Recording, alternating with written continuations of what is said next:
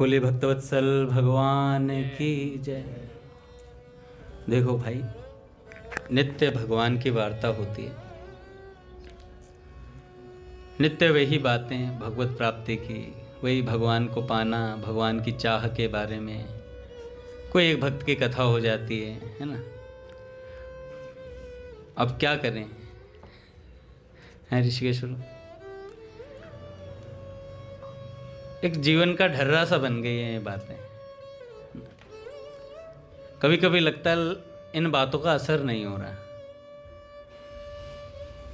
पर असर हो रहा है, असर हो रहा है। संतों का कहना है कि भगवद वार्ता कभी व्यर्थ नहीं जाती। जैसे प्लेन में बैठे हुए आदमी को ये नहीं पता चलता कि वो कब गंतव्य तक पहुंच गया, ऐसे ही सत्संग में बैठे बैठे पता नहीं कब भगवान के प्रति आसक्ति हो जाती है, पता नहीं चलता है जीव को।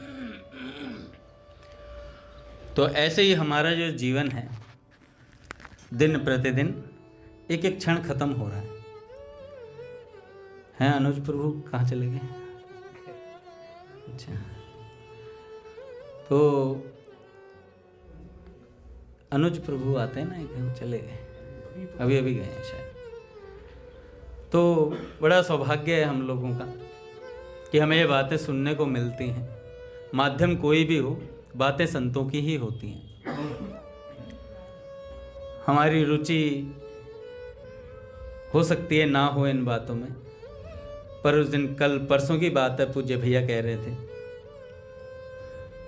कि सत्संग जरूर सुनना चाहिए, सत्संग जरूर सुनना चाहिए। और साधक का साधकपना इसी में है जब वो स्वाध्याय करता है, नहीं तो वो साधक नहीं है। स्वाध्याय नहीं कर रहा है तो फिर वो साधक किस बात का है?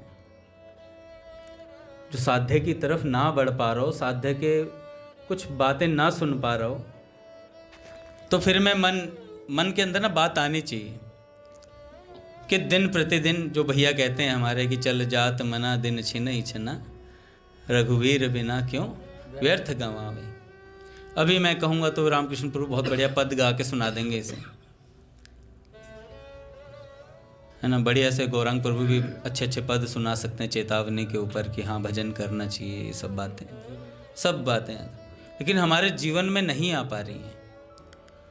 अच्छा, नहीं आ पाना ये स्वाभाविक है क्योंकि हमारी वृत्ति नीचे की तरफ है, संसार की तरफ है, लेकिन नहीं आ पाने का दुख आवश्यक है।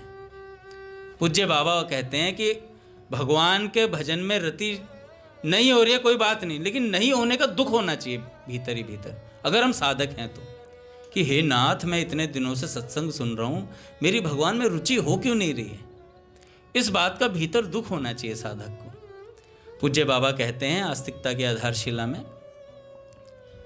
प्रेम सत्संग सुधा माला में भी उन्होंने कहा है कि विषयों का अनुराग न छूटने पर साधक 24 घंटे रोता है।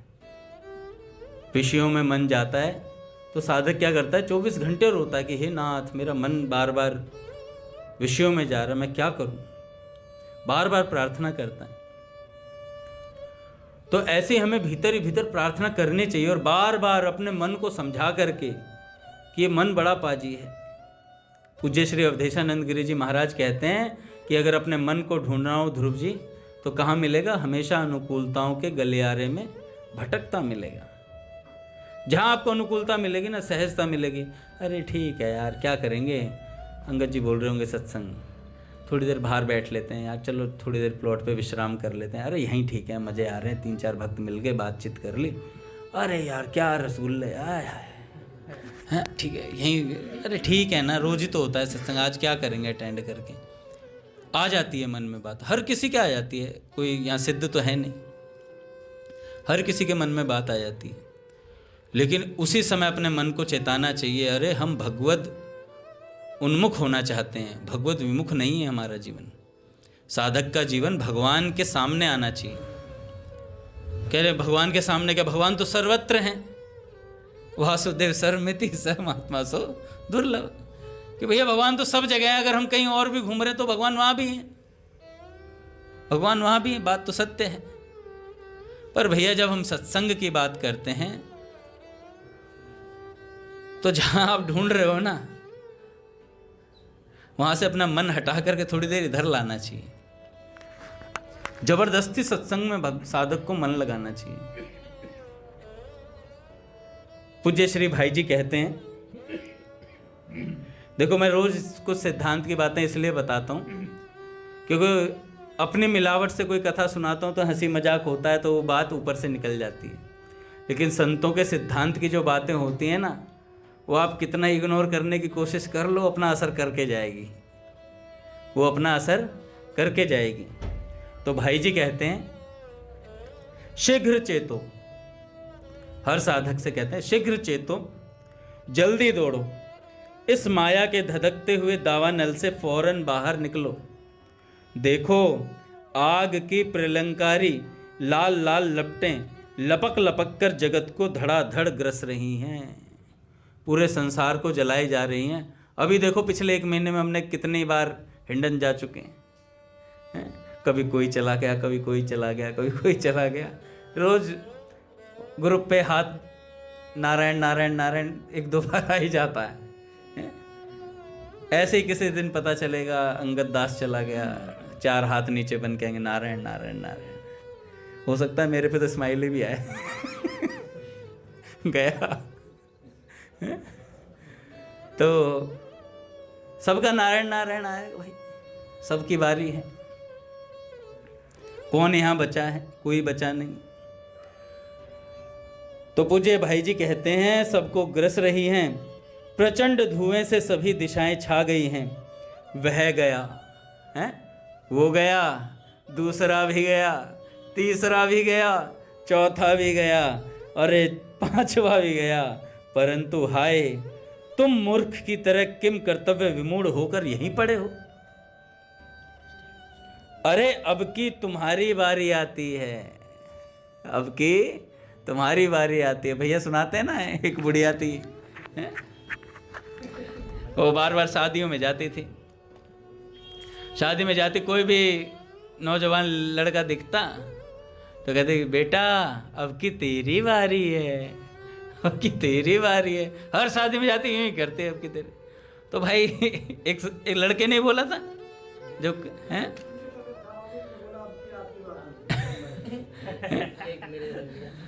एक भैया अपने रामकृष्ण प्रभु जैसा मिल गया, तो बगल में कोई बुढ़िया मरी होगी, तो उस बुढ़िया को देख के कहने लगा भैया अब की तेरी बारी है, अब की तेरी बारी है। तो भैया ऐसे किसी की बारी कभी भी आ सकती है। यदि बचना चाहते हो तो तुरंत सबका मोह छोड़कर बाहर निकल पड़ो। देखो वह देखो, उस छलकते हुए अमृत समुद्र के किनारे विशाल जहाज ठहराए, उसका कृपालु कप्तान बार बार सीटी बजा बजा कर सबको बुला रहा है। बज गई सीटी। श्री राम जय राम जय जय राम,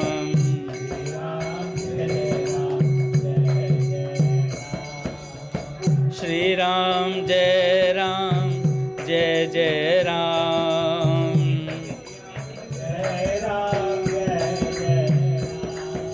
श्री राम जय राम जय जय राम,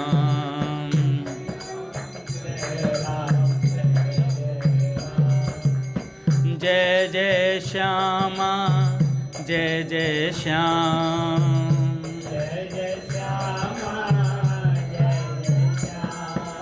जय जय श्री वृंदावन धाम,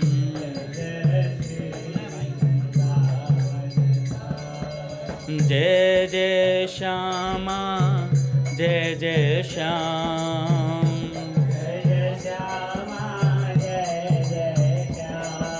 जय जय श्री वृंदावन धाम,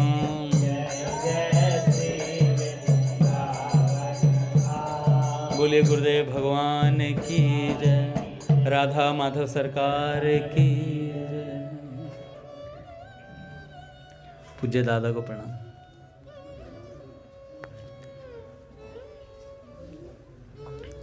तो दादा मैं कह रहा था कि बुढ़िया कहती थी अब की तेरी बारी है। तो भैया कभी भी नारायण नारायण लिखना पड़ सकता है व्हाट्सएप पे, तो बच करके रहें। बचना क्या है? भगवान की तरफ ही चलना, जगत से बचना है। जितना जितना भगवान की तरफ जाएंगे उतनी उतनी जगत की आसक्ति कम होती चली जाएगी। तो भाई जी कहते हैं कि देखो भैया, अगर यदि बचना चाहते हो तो तुरंत सबका मोह छोड़कर बाहर निकल पड़ो। देखो वह देखो, गौर से सुनना महाराज, बहुत अच्छी बात है। और नहीं भी सुनोगे तो लावा है कान के भीतर जाएगा और चीरता हुआ जाएगा, है? क्योंकि ये सत्संग है तो सब फूकता हुआ जाएगा भीतर तक। तो भाई जी कहते हैं यदि बचना चाहते हो तो ये सब मोह छोड़कर बाहर निकलो। देखो, कहाँ देखो? उस छलकते हुए अमृत समुद्र के किनारे विशाल जहाज लिए उसका कृपालु कप्तान बार बार सीटी बजा बजा कर सबको बुला रहा है। कौन है वो कप्तान महाराज? जिसने उसकी पुकार सुनकर उसकी ओर ध्यान दिया वह विश्वव्यापी अग्नि से बचकर दुख सागर से तुरंत तर गया। इसी तरह तुम भी तर जाओगे। अरे निर्भय हो जाओगे, अमर हो जाओगे। जाओ जाओ, शीघ्रता करो, अन्यथा जलते हो, बार बार जलोगे। चेतो, शीघ्र चेतो। देखो भैया, कप्तान कौन है? जहाज लिए कौन खड़ा है? ये जो सत्संग चलता है ना, नित्य यहाँ पर कीर्तन होता है, ये जहाज है महाराज। कप्तान सामने खड़े हैं, कप्तान सामने खड़े हैं, सीटी बजा रहे हैं। जैसे गोपांगनाओं के लिए प्रभु बांसुरी बजाते थे, सारी गोपांगनाएं दौड़ी चली जाती थी महाराज। शरीर वहीं रह जाता था पर मन गायब हो जाता था, तत्काल मन निकल जाता था। एक बार तो एक पतिदेव ने एक गोपी का हाथ पकड़ लिया। गोपी पतिदेव के लिए प्रसाद बना रही थी अपने पति के लिए, और जैसे ही बाहर देखा तो गोचारण से श्याम सुंदर और दाऊ जी आ रहे थे और ठुमक ठुमक कर चलते ही हैं सरकार। तो पैरों की जो पायल है उसकी आवाज़ सुनाई दी। ठाकुर जी ने पहने हुए थे, तो रुंझुन रुंझुन आवाज़ आई, तो उसे पता लग गया गोपी को कि श्याम सुंदर आ रहे हैं गोचारण लीला से। तो तत्काल उठकर भगी दर्शन करने के लिए। तो जैसे ही भगने लगी तो पतिदेव ने हाथ पकड़ लिया और कहा, कहाँ जाती हो? चुपचाप यहाँ बैठकर मेरे को प्रसाद पवाओ। तो कहती है कि नहीं नहीं, श्याम सुंदर आ रहे हैं, मुझे उन्हें देखना है। तो वो कहते हैं नहीं नहीं नहीं जाना है। तो कहती है कि नहीं मैं तो जाऊंगी। तो फिर वो पतिदेव कहता है इस तन पर मेरा अधिकार है। तो कहती है रख ले फिर अपना तन। और तत्काल वहीं शरीर छोड़ दिया महाराज, प्राण त्याग दिए, और तत्काल उसमें से एक ज्योति निकली और प्रभु के चरणों में जाकर के समा गई। प्रभु के चरणों में जाकर के समा गई। ये पूज्य सूरदास जी महाराज ने पद लिखा था, उसका अर्थ बताया मैंने आपको। देखो भैया, सच्चा सौंदर्य वही है जहां भगवान का प्रेम छलक रहा है। भगवत प्रेम को छोड़कर जो कुछ भी है वह तो सदा के लिए भयानक और विभत्स है। तो अब हम विचार करें कि हमें कहाँ जाना है। कि अवसर आया थारे हाथा में, यो जा रया बाता बाता में, तू भजले श्री गोपाल रे मन बावरे। तू भजले हरि का नाम रे मन बावरे। मूसड़ पड़सी थारे माथा में, पाप कर्म थारे खाता में, तू भजले श्री गोपाल रे मन बावरे। भैया एक बार क्या हुआ, पूज्य भैया ने कथा में कथा सुनाई थी। तो उस कथा में क्या था कि एक सेठ जी थे और सेठ जी अपना काम धंधे में मस्त रहते थे, व्यस्त रहते थे। तो उनको एक नौकर मिला और उस नौकर को देखा तो उन्होंने कहा, भाई क्या चल रहा है? कह रहा कुछ नहीं। चलेगा क्या, मैं ही चल रहा हूँ अभी तक। तो दो चार बातें उससे पूछी और उसने कहा कि तो बड़ा मूर्ख आदमी है, ऐसा करिए छड़ी रख, और जब तुझे कोई तेरे से ज्यादा मूर्ख मिले ना उसे दे देना।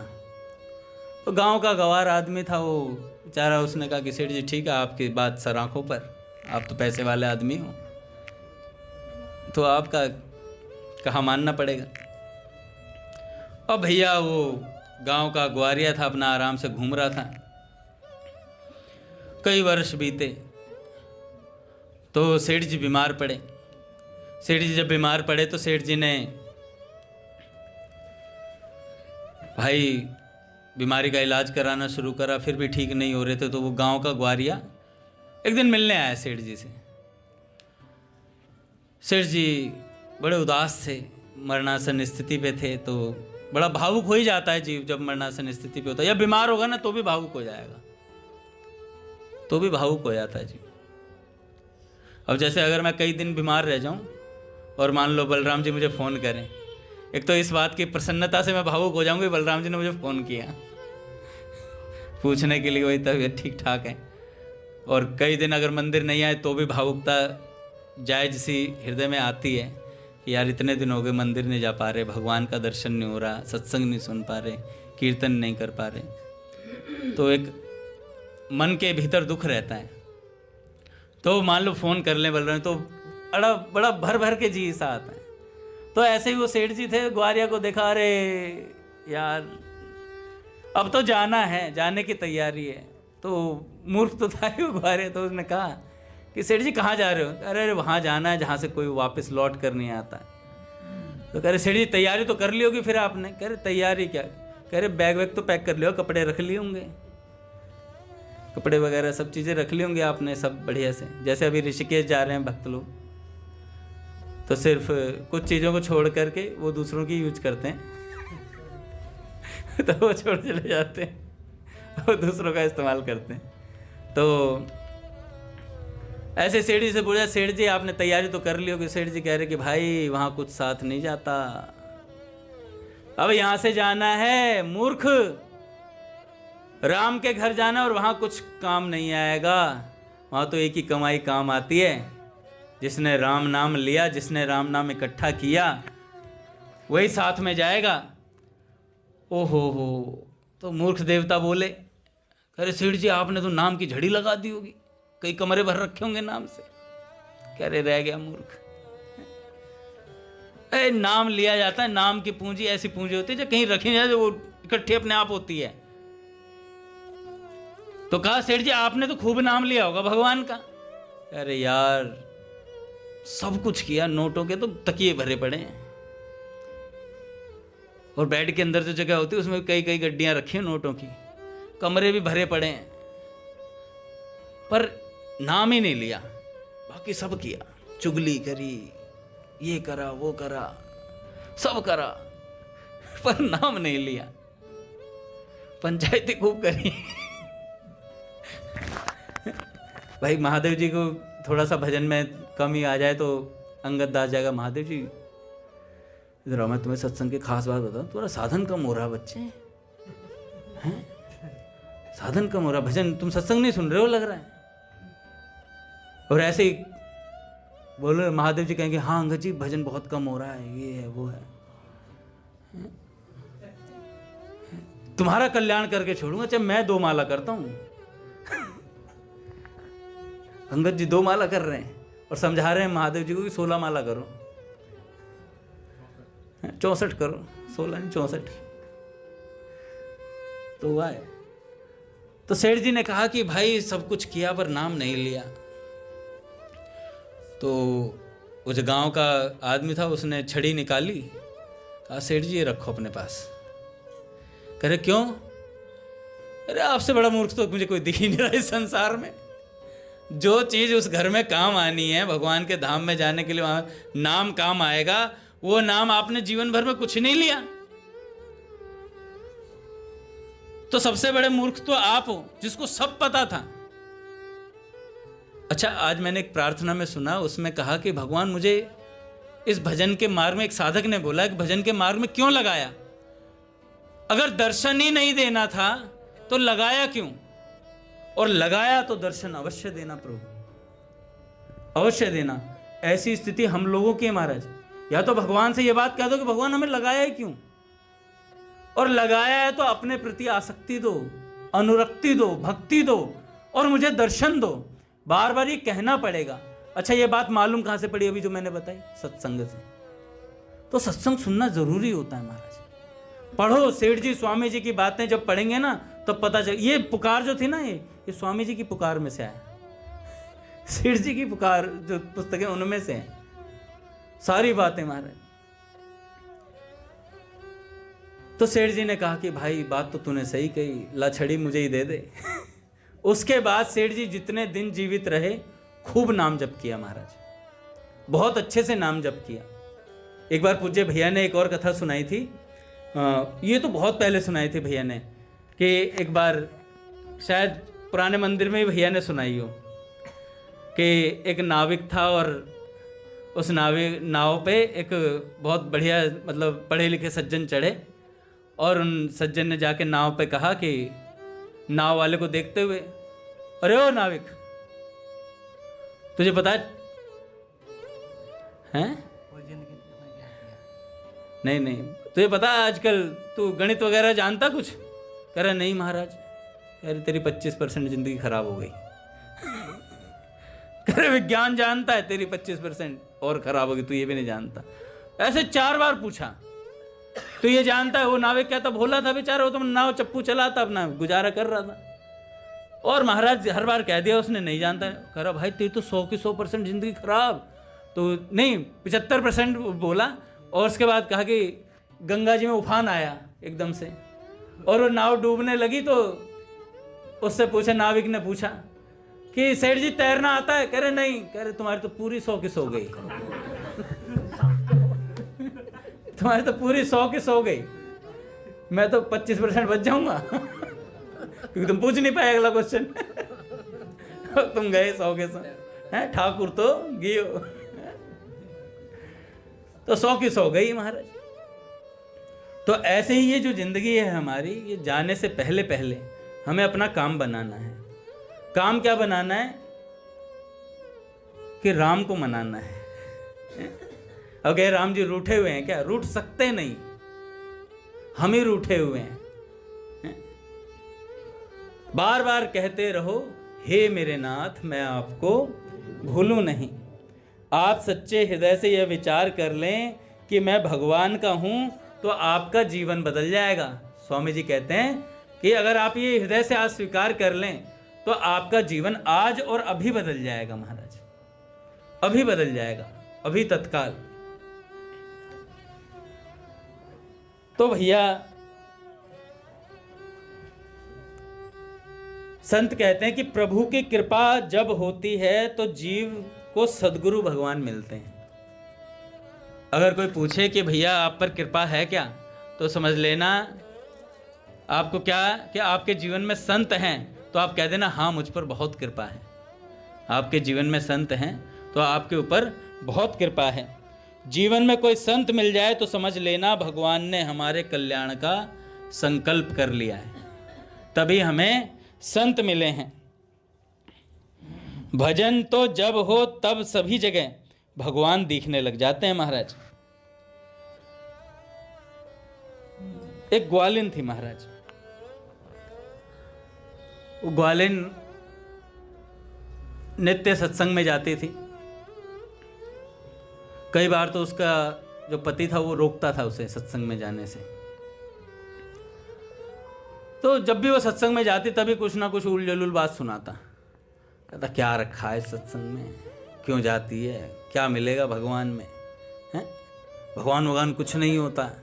अच्छा, ऐसे कहने वाले ज़्यादा जल्दी जब आती है ना सिर के ऊपर कोई बात, तो सबसे जल्दी वही भगवान को पुकारते हैं, वही भगवान को पुकारते हैं, और भगवान को जो पुकारता है उसको अनुभूति होती है महाराज।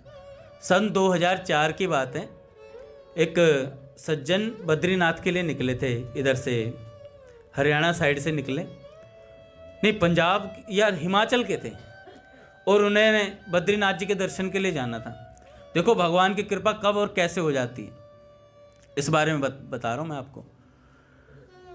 और वो निकले तो पहला विश्राम उन्होंने चंडीगढ़ में किया, फिर उधर से निकले और अपना निकलते हुए श्रीनगर में रुके जा करके, फिर वहाँ से बद्रीनाथ की तरफ उन्होंने प्रस्थान किया। वहाँ पहुँचे तो जो व्यक्ति थे वो थोड़े बूढ़े थे, शरीर में थोड़ी कमज़ोरी महसूस हुई, क्योंकि वहाँ ठंड भी बहुत होती है महाराज। तो जैसे ही कमज़ोरी महसूस हुई तो वो थाली लेकर के, भगवान की पूजा के लिए दर्शन के लिए जाते हैं तो थाली ले लेते हैं, फूल वगैरह लेते हैं दर्शनों के लिए, उसमें प्रसाद भी था थोड़ा, वो प्रसाद लेकर के बद्रीनाथ जी के मंदिर की तरफ लाइन में लगे। तो इतना शरीर बीमार पड़ा उनका, मतलब एकदम से कमज़ोरी आ गई, वो थाली छूट गई हाथ से। और जैसे ही थाली हाथ से छूटी तो उनको बड़ा दुख हुआ कि लगता है भगवान मेरे हाथ से प्रसाद स्वीकार नहीं करना चाहते। तो उनसे जितना बटोरा गया उन्होंने बटोर लिया, थोड़ा प्रसाद वहीं रह गया। तो उन्होंने क्या देखा कि थोड़ी देर में वहाँ पे एक गाय का बछड़ा आता है और वो सारा प्रसाद खा जाता है, सारा प्रसाद खा गया। तो उनके मन में बड़ी तसल्ली हुई कि गोपाल हैं, साक्षात गौ के रूप में आए और मेरे प्रसाद को पा लिया। अच्छा, इतनी बात हुई तो उसके बाद फिर वो वापसी आने लगे। तो जैसे आ रहे थे तो बीच रास्ते में उन्हें पता चला कि पहाड़ खिसक गया है और वहीं पर उन्हें थोड़ा रुकना पड़ा। तो वहीं पर देखा कि एक सज्जन आए, सज्जन का संत थे, उन्होंने मोर पिछ लगाया हुआ है और बढ़िया कपड़े पहने हुए हैं, और आकर के उनसे कहते हैं कि और ठीक ठाक हो, सब बढ़िया है। थोड़ा प्रसाद वगैरह दिया, और जैसे होता ना दादा, कई बार जैसे रघुनाथ जी को आपको ठाकुर जी मिले थे निधिवन में, वो क्या नाम है, तटीय स्थान में, पेट पर हाथ फेरा था और एक क्षण में गायब हो गए थे। हैं, कृपा है संतों की महाराज। गुरु जी को मिले, प्रसाद दिया उन्हें, खिचड़ी प्रसाद। तो विलक्षण अनुभूतियां हैं महाराज। वो इनको याद करने मात्र से ये अनुभूति हमारी हो जाती है। पूज्य भैया ने एक दिन कहा, मैंने कहा कि भैया मेरे को कोई अनुभूति नहीं हो रही है, कोई चमत्कार भगवान इधर से ईंट इधर गायब कर दे ऐसी कोई अनुभूति नहीं हो रही है, ईंट वीट गिराई दे यार ये कह रहे सरी फोड़ दें तो ऐसी कोई अनुभूति नहीं हो रही है। तो भैया ने कहा, भैया जिन संतों को तुम पढ़ते हो सुनते हो, क्या बाबूजी बाबा की अनुभूति तुम्हारी अनुभूति नहीं है क्या? उनको सुनने मात्र से वो अनुभूतियां हमारी हो जाती हैं महाराज, क्योंकि वो हमारे हृदय में आती हैं, हम सुनते हैं पढ़ते हैं उन बातों को। तो वो जो सज्जन थे, वो जब दादा इधर पहुंचे, उन संत से मिले, तत्काल एकदम से जैसे ही उन्होंने प्रसाद दिया तो तत्काल गायब हो गए। वो पीछे मुड़ के देखा और ढूंढने का भी प्रयास किया गाड़ी से उतर करके, यार अभी तो थे गाड़ी की खिड़की के पास, एकदम से नजर हटी और गायब हो गए, कहाँ चले गए। और महाराज वो थोड़े मन ही मन उदास से हुए। तो रात्रि को स्वप्न में उनके, जब जाकर आश्रम में पहुंचे तो रात्रि में स्वप्न में उन संत का दर्शन हुआ, और उन संत ने कहा, और उन संत के रूप में स्वप्न के भीतर ही बद्रीनाथ भगवान प्रकट हो गए और कहा, मैं ही तुझसे मिलने आया था, मैं ही तुझसे मिलने आया था। तो देखो महाराज, जब हम भगवान की चाहत करके दर्शनों के लिए चलते हैं ना, ऐसा हो ही नहीं सकता भगवान दर्शन ना दे। भगवान दर्शन अवश्य देंगे महाराज। तो ऐसे ही महाराज, वो जो ग्वालिनी थी वो सत्संग के लिए जाती और उसका पति रोकता उसे, कई बार भला बुरा कह देता, पर वो मानती नहीं थी, वो सत्संग में अवश्य जाती थी, क्योंकि सत्संग का चस्का ही ऐसा था। और महाराज वो संतों को देखकर उनका पति बहुत गुस्सा में आ जाता था, बहुत ज़्यादा गुस्सा करता था।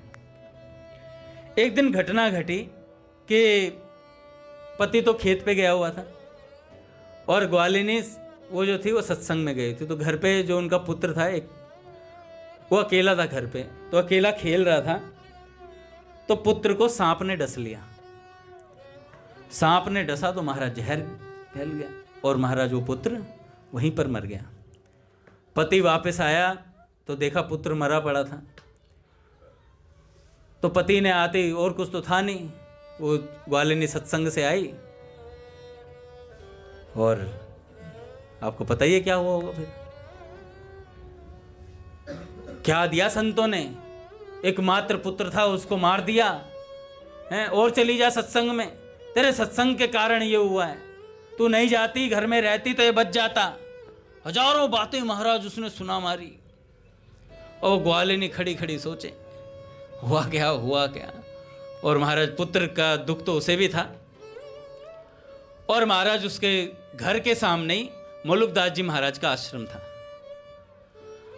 तो उसके पति ने क्या किया, पुत्र को उठाया गोद में और कहा कि अब तेरे जो बाबा है ना, जिनका तू सत्संग सुनने चाहती है, रोज जाती है चली जाती है, वही जिंदा करेंगे। और उनके आश्रम के आगे रख दिया ले जाके लड़का, और कहा कि जीवित करवा लाइए इससे, तभी घर में घुसी हो।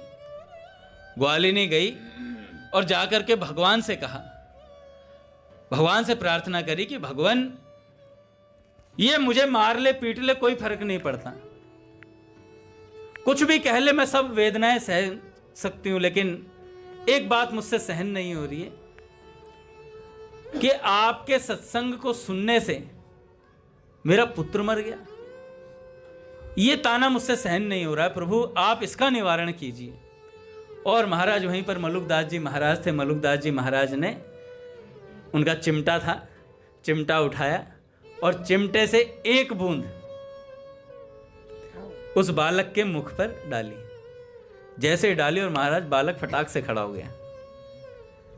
वहीं पर मलुकदास जी के शिष्य थे लाखाराम जी। लाखाराम जी ने कहा कि गुरुदेव आपने ये किया कैसे, ये क्या कर दिया, किस बल से आपने इसको जीवित कर दिया। तो मलुकदास जी ने कहा कि मेरे पास राम नाम के अलावा कुछ है क्या, मेरे पास राम नाम के अलावा कुछ है क्या। राम नाम का चमत्कार है जो साक्षात तुम्हारे सामने खड़ा हो गया, जीवित हो गया। ऐसी बात बोली और महाराज पूज्य मलुकपीठ सरकार कह रहे थे ये राम नाम का सामर्थ्य है। कह रहे चमत्कार तो बहुत छोटी वस्तु है, राम के नाम से राम प्रकट हो जाते हैं, तो ये छोटे मोटे चमत्कार तो होते ही रहते हैं जीवों के। तो ऐसी बात है महाराज, ये जो छोटी छोटी बातें हैं ना, ये बहुत जीवन में असर करती हैं। आज नहीं लगता, हमें महसूस नहीं होता, भगवान की आवश्यकता भी महसूस नहीं हो रही है। हर किसी को अपना अपना भजन साधन रहता है महाराज। अब मैं भी पूरे दिन 24 घंटे में जब सत्संग 7:30 बजे आता हूँ तब भगवान की ऐसा लगता है यार भगवान की आवश्यकता है, मुझे भगवान का दर्शन करना है यार। भैया ने व्यवस्था बनाई है, भगवान के दर्शनों के लिए बनाई है, भगवान के दर्शन करने चाहिए, सोचना चाहिए, विचार करना चाहिए। रोज़ वही गधा मजूरी तो सभी करते हैं, कमाना सभी को है, सभी पेट भर रहे, सभी नींद ले रहे हैं, सब बढ़िया कर रहे हैं, सब चीज़ें बढ़िया हो रही हैं, पर एक काम नहीं हो रहा है, वो है भगवान के प्रति जैसा अनुराग होना चाहिए वैसा नहीं हो रहा है। वैसा कब होगा, जब हमारे भीतर भगवान से जुड़ने की चाह पैदा होगी, आवश्यकता महसूस होगी। पूज्य भाई जी कहते हैं कि भगवान का विश्वास भय, चिंता और दुख को हर लेता है। तो इसलिए पूज्य भैया ने भी उस दिन कहा था कि, और पूज्य भाई जी ने भी कहा कि भगवान की कृपा एक ऐसी अलौकिक वस्तु है जिसके सहारे अगर आप रह गए पूरा जीवन कि हाँ मुझे भगवान की कृपा से भगवान अवश्य मिलेंगे, तो हमें अवश्य भगवान मिलेंगे, इन्हीं नेत्रों से हमें दर्शन देंगे। पूज्य भैया ने भी कहा था सत्संग में, एक बार कथा में ही कहा था, भगवान हमें अवश्य मिलेंगे, हमारा आखिरी जन्म है, ये बात मान लो, ये हमारा आखिरी जन्म है। बोलिए भक्तवत्सल भगवान की जय।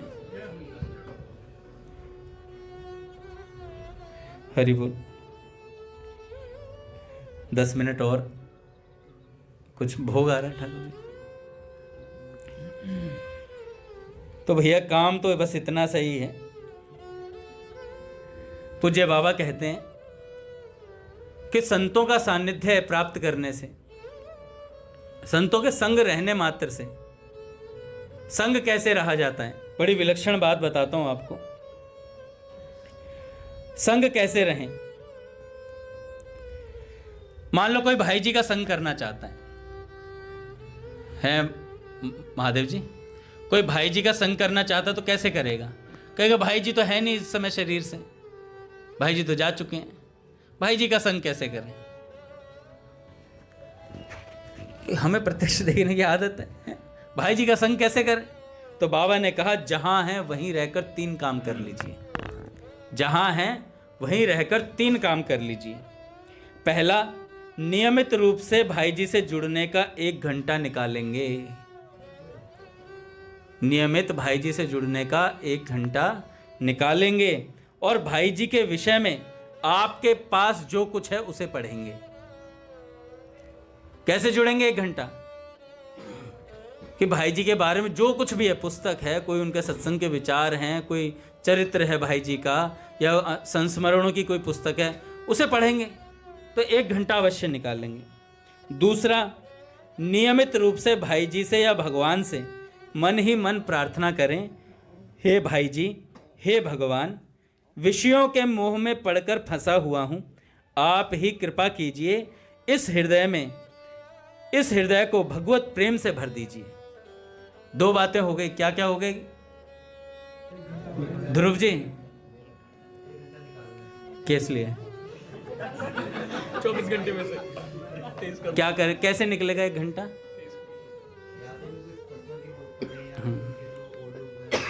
ठीक। दूसरा,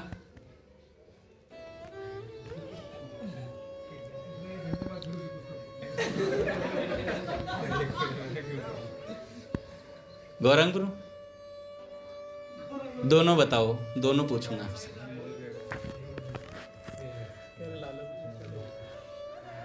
फिर मैं प्रसाद बटेगा ना कभी मंदिर में, तो ध्रुव जी पा रहे होंगे, तो आप आओगे ना प्रसाद पाने, तो कहूँगा same as, same as. Dhruv ji ने पहले, तुमने पहले।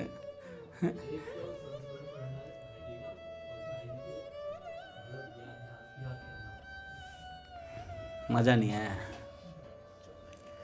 और कोई भक्त जो सुना बता सके भी? ऋषिकेश गुरु।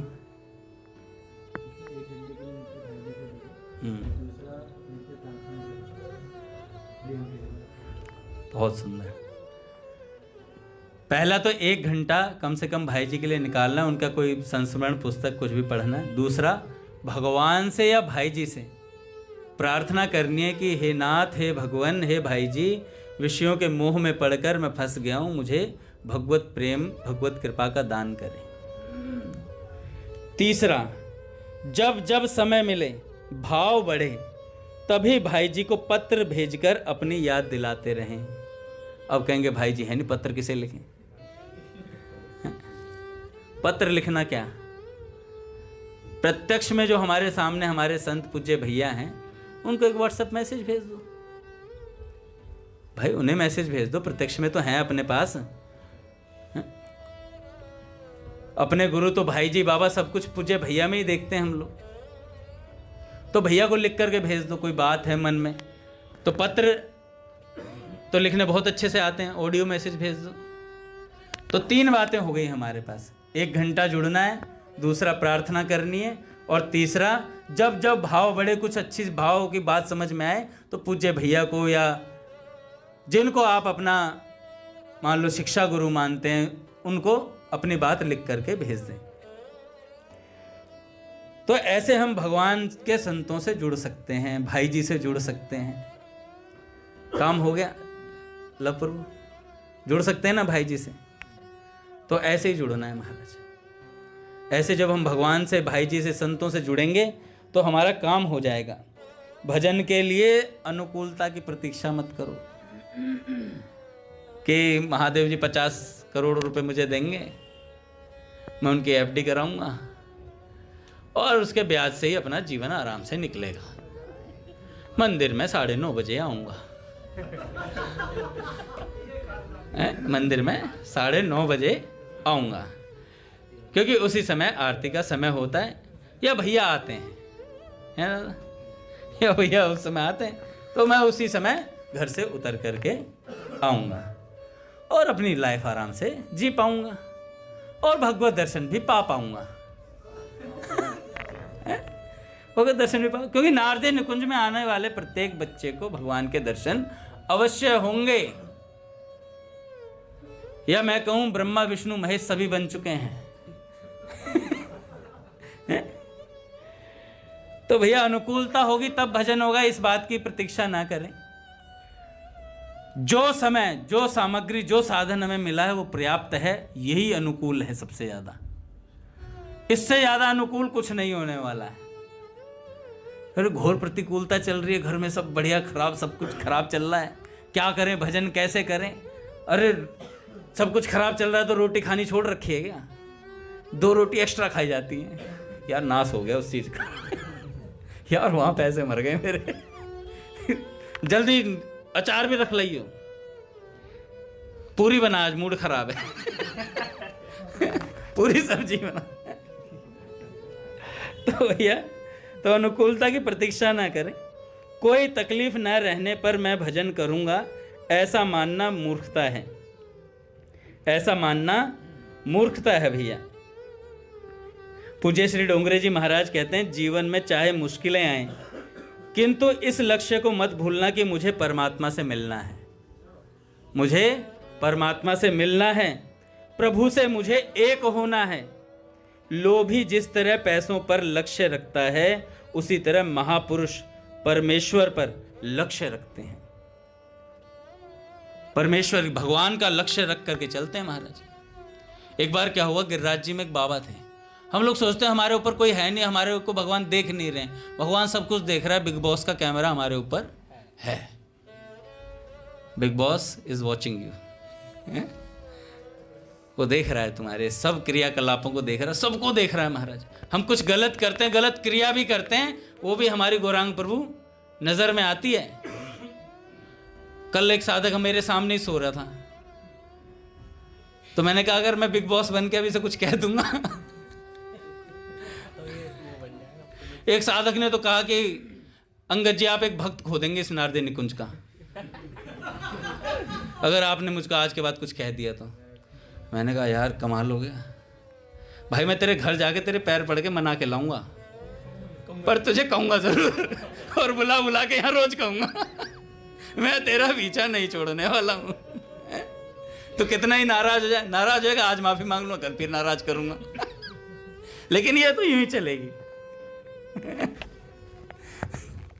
ये तो यूं ही चलेगी कि कहना सुनने से तो भैया, जितना भैया ने हम लोगों को बोला है ना, अभी तो भैया कुछ बोलते ही नहीं है। 4-5 महीने में एक दिन आके भैया कुछ मूड में आते हैं, जब किसी क्लास लगानी होती है। नहीं तो भैया पहले तो हजारों बार मैं तो रूसनी बिल्ली था, रोज रूस के भगता था भैया। कभी महादेव जी आ रहे हैं, कभी रघुनाथ जी खींच खींच के ला रहे हैं सत्संग में कि अंगद जी आ जाओ। मैं कह सिर में दर्द हो रहा है, कह रहे सेरिडोन है। एक बार तो मैं गाड़ी से कूद गया था। रघुनाथ जी ने बहुत समझाया मुझे, वृंदावन की बात है। तो वो भी दिन थे। तो भैया बड़ी मुश्किल से भजन मिला है, तो कोई नाराज होकर जाए ना, नारदे निकुंज से सत्संग भजन से नाराज ना हो। मैं मना लूंगा, कोई बात नहीं गौरांग प्रभु। यहाँ आएंगे तो हमें ऐसा प्रसाद मिलेगा, क्योंकि भैया ये बातें सुनने से, पूज्य भैया कहते हैं, ये जली कटी बातें सुनने से ही साधक मजबूत होता है। तो मैं बात बता रहा था कि हमें ऐसा लगता है हमारे ऊपर कोई है नहीं, पर हमारे ऊपर है। हमें कोई देख रहा है, हमें नोटिस कर रहा है। एक भक्त थे, गिरिराज जी में परिक्रमा लगाते थे, नित्य परिक्रमा के लिए जाते। जवान शरीर था महाराज, नित्य परिक्रमा करते थे। जवानी तक तो खूब परिक्रमा करी महाराज। एक दिन में 4-4 चल रही थी, 4-4 परिक्रमा लगा रहे हैं, आराम से खूब घूम रहे हैं, कभी इस मंदिर कभी उस मंदिर। जब बुढ़ापे में आए तो महाराज, स्वभाव था, क्योंकि भजन स्वभाव में आ चुका था उनके, तो ऑटोमेटिकली उनके कदम चल पड़ते थे गिरिराज जी की तलहटी की तरफ, ऑटोमेटिकली पहुंच जाते थे। सुबह उठते, स्नान वगैरह करते, चलो गिरिराज जी की परिक्रमा लगानी है। जैसे अपने कुछ भक्तों का नियम है 7:30 बजे ऑटोमेटिकली कोई मजबूरी पड़ती है तो भी कदम चल ही रहे होते हैं तो भी कदम मंदिर की तरफ ही होते हैं, मन मंदिर की तरफ होता है।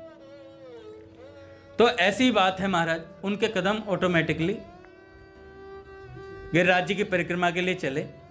और गिरिराज जी की परिक्रमा जब लगा रहे थे तो पहले दिन जब गए बुढ़ापे में तो गिर पड़े, और गिर पड़े तो घुटने में चोट आ गई। जैसे घुटने पे लगी तो वहीं पर एक ग्वारिया आया। ग्वारिया कह रहा बाबा बूढ़ा है गयो है, अब मान जा, तेने 40 वर्षों से बहुत परिक्रमा लगाई है, अब बुढ़ापा आ गयो है, अब ऐसा कर और परिक्रमा मत दे, अपनी कुटिया में रहकर भजन कर। तो इतनी बात बोली तो बाबा ने कही भैया पहुंचा दे कुटिया तक। वो ग्वारिया गया, कंधे का सहारा दिया और बाबा को कुटिया तक पहुंचा दिया।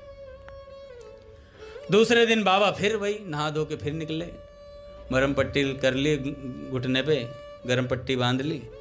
अगले दिन फिर गिरिराज जी की परिक्रमा के लिए जैसे ही निकलने लगे महाराज उसी जगह फिर गिरे, फिर घुटने पे दर्द हुआ, फिर वही ग्वारी आया, बाबा माने को नहीं है, अब मैं रोज मूव खरीद के कहाँ से ला के दूंगा तुझे तुम तो हद कर रखी है यार, बुढ़ापा आएगी वह 40 वर्ष से बहुत भजन हो गया, अब क्या करेगा, अब तो भगवान तेरो भजन कर रहे हैं तो अपनी कुटिया में रह आराम से। तो ग्वारिया से बाबा ने वाह भैया वाह लगे, छोड़ दे यार, छोड़ दे, हमें वहाँ तक छोड़े। कुटिया तक पहुँचाया महाराज। तीसरे दिन फिर आए, फिर उसी जगह आकर के गिरे, फिर वही ग्वारिया आया करे बाबा मान जाए, हद कर रखी यार तैन तो, इतनी जिद्दी बताइए, कोई अच्छी बात है तेरी? अरे यार कुटिया तक छोड़े कुटिया तक छोड़े हमारे। अब ऐसे करते करते 5-7 दिन हो गए तो महाराज 7वें दिन ग्वारिया आया, बाबा फिर गिरे।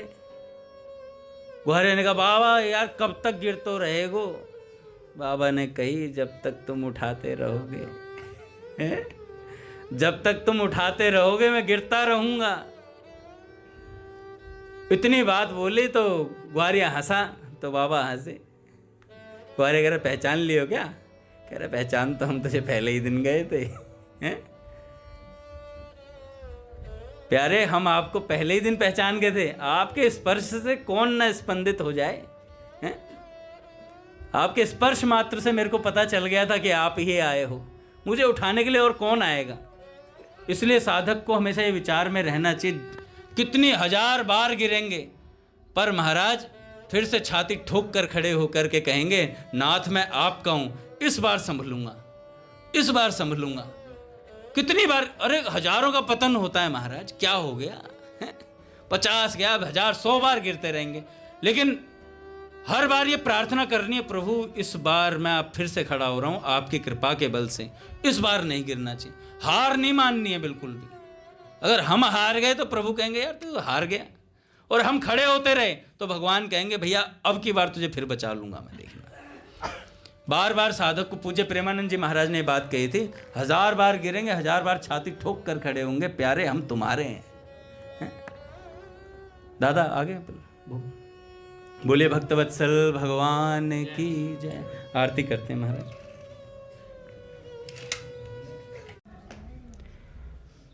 बोलिए भक्तवत्सल भगवान की।